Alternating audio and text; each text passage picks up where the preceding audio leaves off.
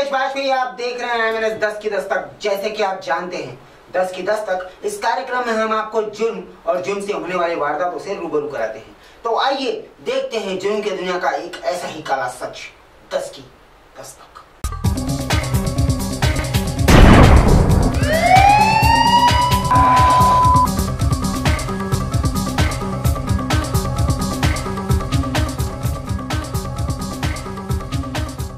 ममता ये नाम आते ही हम सबका मन भाव विभोर हो जाता है, क्योंकि ममता ये माँ और माँ के प्यार को दर्शाने वाला शब्द। मगर बुल्डाना में ऐसे ही प्रेम से भरे शब्द को शर्मसार कर देने वाली एक वारदात सामने आई है, जहां ममता बाल गृह में 4 साल के कुपोषित शिशु की मृत्यु हो गई और बाल गृह के संचालक ने ही उसके शव को ठिकाने लगाया। आइए देखते हैं क्या है पूरा वाकया।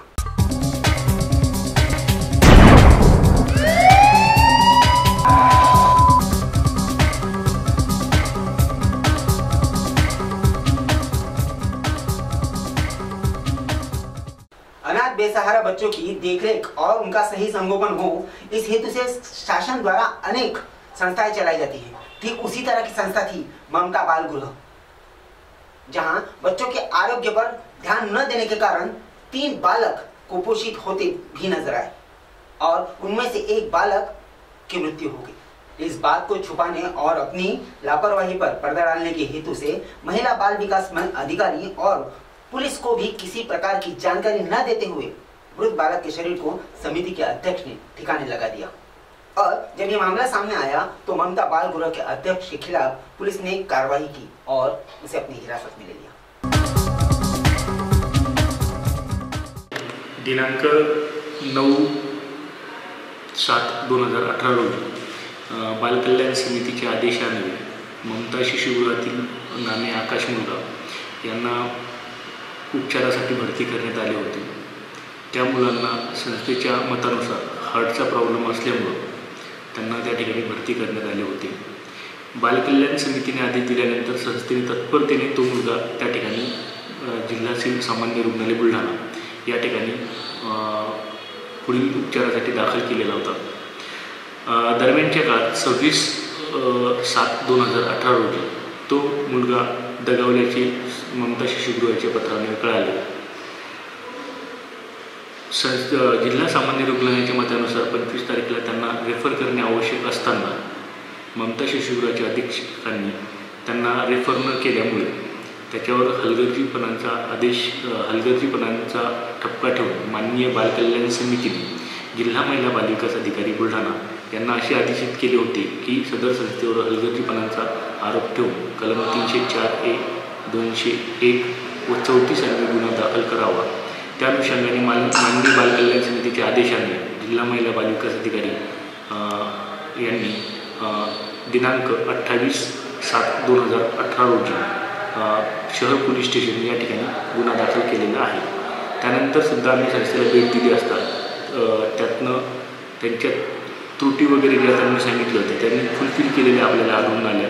संस्थेत एकंदरीत वातावरण आता योग्य रीतीने नियमानुसार काम होतं असं आढळून आलेलं आहे। 4 वर्षाचा मेल चाइल्ड 23/7 आपल्या दवाखान्यामध्ये भरती झाला होता आणि 26/7 3:15 त्याचा मृत्यू झाला। त्याला इथे भरती करून त्याचा उपचार करत असताना हे लक्षात आले की त्याला कंजेनायटल प्रॉब्लेम होते, स्केलेटल डिफॉर्मिटी होती, ज्या प्रकारे वाढ व्हायला पाहिजे नॉर्मली तशी झालेली नव्हती आणि त्याच्यामुळे श्वासोच्छ्वासाला त्याला भरपूर त्रास होता आणि याच गोष्टीसाठी त्याचा आधी मेडिकल कॉलेजला पण उपचार झालेला होता आणि त्यामध्ये त्यांनी त्या प्रकारचं डायग्नोसिस केलं होतं आणि उपचार करताना डायग्नोसिसमध्ये कुठेही डिस्क्रिपन्सी आढळली नाही, कंट्राडिक्शन आढळलं नाही आणि मृत्यूचं कारण आपल्याला माहिती होतं। म्हणून मृत्यूचं कारण माहिती असल्यामुळे आपण पोस्टमॉर्टम त्याच्यामध्ये ॲडवाईस केलं नाही आणि त्याच्यामुळे